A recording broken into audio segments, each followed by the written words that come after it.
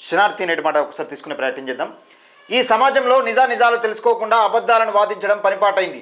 ఒకరిని విమర్శించి మెప్పు పొందడం అలవాటైంది. పనికి మాలిన వ్యక్తులు ప్రజల్ని తప్పుదో పట్టిస్తున్నారు. ఎవరికి వారే స్వార్థపు ఆలోచనలతో ముందుకెళ్తున్నారు. సంఘంలో పేరు ప్రతిష్టల కోసం వెంపర్లాడుతున్నారు.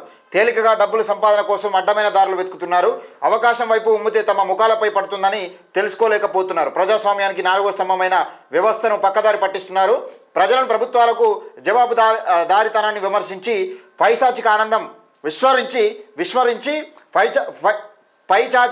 పైశాచిక ఆనందం పొందుతున్నారు. ఉద్యమాలను మోస్తున్న వ్యక్తులను, సిద్ధాంతాల కోసం బ్రతుకుతున్న వీరులను ఈ సమాజంలో హేళన చేసేందుకు కుట్రలు చేస్తున్నారు. ఎంగిలి మెతుకులకు ఆశపడి బానిసల